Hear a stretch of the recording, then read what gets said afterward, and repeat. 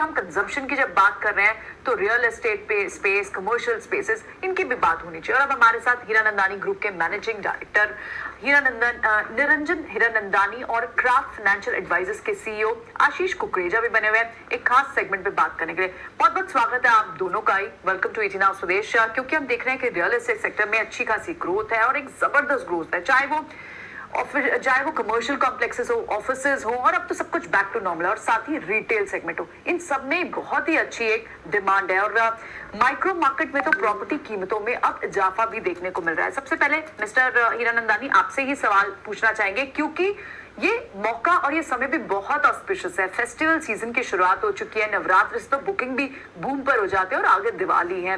खैर, हालांकि शुरुआत तो गणेश चतुर्थी से भी हो जाती है, लेकिन इस वक्त इस साल की जो फेस्टिवल डिमांड है उसमें आप ग्रोथ कितनी देख रहे हैं? कैसी दिख रही है आपको इस वक्त फेस्टिवल सेंटिमेंट्स? बहुत खुशी होती है बात आप आज सुबह में करते हुए। आज की तारीख में जो डिमांड है वो काफी तेजी रफ्तार दिख रही है।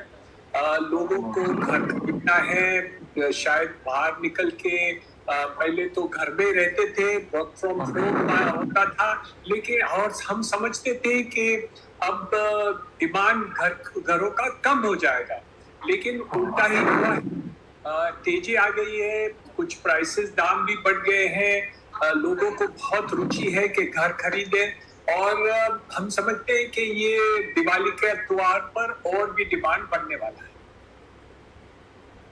ठीक है, तो ये तो पॉइंट आपको मिस्टर हीरानंदानी बता ही रहे हैं कि आगे चल के काफ़ी अच्छी ग्रोथ मिलेगी, लेकिन अब आप अगर शेयर बाजार में हैं तो फिर आपको अलग तरीके से थोड़ा सोचना होगा। क्या जो ग्राउंड पे चेक्स हो रहा है, जो ग्राउंड पे बुकिंग अच्छी आ रही है, वो भाव में भी आपको दिख रही है? आशीष, बहुत शुक्रिया समय देने के लिए, और अच्छा लग रहा है आपसे बातचीत करके। नवरात्रि की भी आपको बहुत बहुत शुभकामनाएं। आप जरा बताएंगे कि इस समय रियल एस्टेट के हिसाब से, वैल्यूएशन के हिसाब से अगर मैं देखूं तो कौन सी कंपनी आपको ज्यादा अच्छी लग रही है? बिल्कुल लग्जरी में जाने वाली ओबरॉय जैसी कंपनी, गोदरेज प्रॉपर्टी जैसी कंपनी, या फिर अफोर्डेबल में जैसे पूर्वांकरा जो कि साउदर्न इंडिया में अच्छा बिजनेस करते हैं?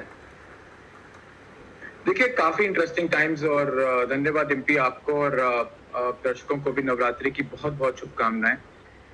देखिए, एक अच्छे समय में ही लोग बाहर आते हैं, ऐसा अजम्पशन हम सब ऐसा सोचते हैं कि लोग जब मार्केट वीक हो तब आएंगे, वैसा नहीं होता। उल्टा, जब उनको ये फेंस सिटर्स जिसको बोलते हैं, जो साइड पे बैठे होते हैं, वो तभी आते हैं बाहर जब उनको दिखता है कि मार्केट अब रुक नहीं रहा, थम नहीं रहा, और डिमांड रोबस्ट है।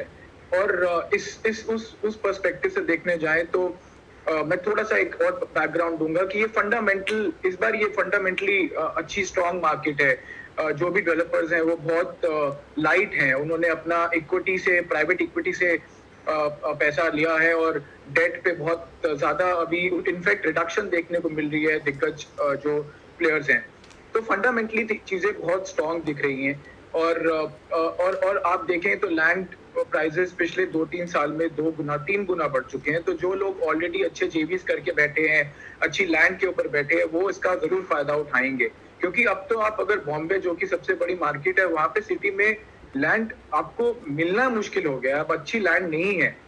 तो आप ऐसा समझ लीजिए कि अब प्राइसेस में तो अपटिक देखने को मिलेगा ही। तो उस हिसाब से जो प्लेयर्स जैसे प्रेस्टीज है, जो बॉम्बे में एंट्री ले चुके हैं और अपने आप को प्रूव कर चुके हैं, 750 करोड़ की इन्वेंट्री उन्होंने लास्ट कुछ महीनों में ही बेची। अब ऐसे लैंड ओनर्स जो पहले लैंड बैंक पे अपनी बात करते थे, अब वो डेवलपमेंट में बहुत स्ट्रांगली घुस रहे हैं। जैसे आपने बिरला को देखा, एक बड़ा ग्रुप जो अब डेवलपमेंट में आया। फिर उसी में अगर आप देखें तो रेमंड की भी आगे बहुत अग्रेसिव प्लान्स हैं। छोटी एक कंपनी है अरविंद, वो बहुत अग्रेसिवली अपने लैंड बैंक के साथ, उनका एक HDFC बैंक से टाई अप हुआ। तो काफी इंटरेस्टिंग चीजें इस समय हो रही हैं, और आई थिंक सेक्टर एक रोबस्ट जोन में है। श्योर। आपको छोटे रीजनल प्लेयर जो है वो किस तरह के नजर आते हैं? कोल्टे पाटिल जैसे, या अजमेरा रियल्टी, ये छोटे प्लेयर्स हैं, वहां पे वैल्यूएशन कैसे है? आपने कुछ एनालाइज किया है? अगर मैं Oberoi of the world, Godrej properties के बियॉन्ड देखना चाहता हूँ। काफी इंटरेस्टिंग बात कही अजय जी आपने। जरूर वैल्यूएशन वाइज छोटे प्लेयर्स अब अच्छा रुझान दिखा रहे हैं और ध्यान जा रहा है, इसीलिए मैंने जो अरविंद का नाम भी लिया। वो अब जिस तरीके से HDFC बैंक का जो HDFC के साथ जो उनका एक टाई अप है इक्विटी वाला, वो बहुत हेल्प करेगा। और सामने सामने कोल्टे पाटिल, जिनका अब जो आगे वाले जो अब H2 जो होता है अजय जी, वो 2 गुना 3 गुना होता है in terms of the inventory जो सामने आती है। और इंस्टीट्यूशंस और डेवलपर्स मिलकर काफी अग्रेसिव पेमेंट प्लान्स भी लेकर आते हैं ताकि उनको जो उनकी वेलोसिटी है वो मिले। उसमें कोल्टे पाटिल जैसे प्लेयर्स के H2 में काफी इंटरेस्टिंग प्लान्स दिख रहे हैं। बट आई थिंक एक बार क्लैरिटी और लॉन्चेस पे और कौन से पार्सल्स हैं उस पे आनी शुरू होगी तो ही एक रुझान बनेगा। लेकिन एटलीस्ट मैक्रोटेक और प्रेस्टीज जैसे प्लेयर्स का तो जो लॉन्च का कैलेंडर है वो ऑलमोस्ट सॉर्टेड है, दिखता है, और मुझे लगता है कि वहाँ एक अच्छा रुझान है। ठीक है। खैर हिरनंदन जी, आपके पास बहुत एक्सपीरियंस है। आप जब गवर्नमेंट का कुछ चेंजेस होते हैं या फिर पॉलिसी फ्रेमवर्क में कुछ चेंजेस होता है, ऐसे ही कुछ आरबीआई भी करने चाह रहा है। हो सकता है मार्केट के अंदर जो बज़ ये है कि कुछ दरें वापस से बढ़ाई जा सकती हैं। क्या रियल एस्टेट इसको एब्जॉर्ब कर लेगा? अब इतना तेज है इंजन की इस तरह की छोटी मोटी चीजें अब ये नोटिस ही नहीं करता। इंटरेस्ट रेट तो बढ़ ही गया है और भी बढ़ने की आवश्यकता है जो आप कह रहे हैं। मेरे अंदाज से जो लोग ब्याज पर पैसे उठाते हैं, होम लोन लेते हैं, वो 15 साल 20 साल के हिसाब से लोन लेते हैं, और जो लोन लेते हैं उसका वो फ्लोटिंग रेट होता है। तो आज की तारीख में समझो आप रेट फ्लोटिंग रेट बढ़ भी जाए तो 1 साल 6 महीने 12 महीने के बाद वो फिर कम हो जाएगा। तो इसलिए वो एवरेज रेट हो जाता है।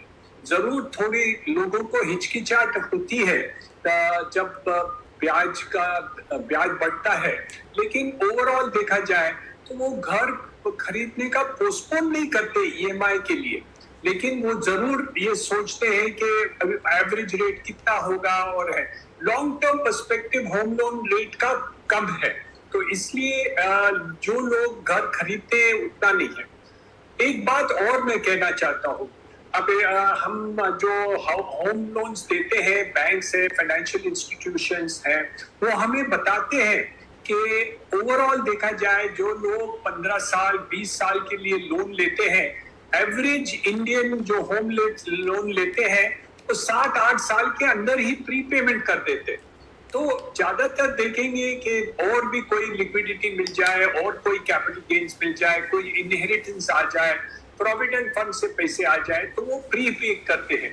इसलिए 1% आगे आधा % 2% का कोई ज्यादा मायने नहीं रहता। कुछ बॉर्डर लाइन केसेस जो हो वो लोग हिचकिचाते हैं, लेकिन बाकी घर पोस्टपोन नहीं होता ब्याज के कारण। ठीक है, बिल्कुल। बहुत बहुत शुक्रिया हीरानंदानी जी, आज ये समय देने के लिए और ये सारे इंसाइट्स हमें शेयर करने के लिए। आशीष, आपका भी बहुत बहुत शुक्रिया आज समय देने के लिए।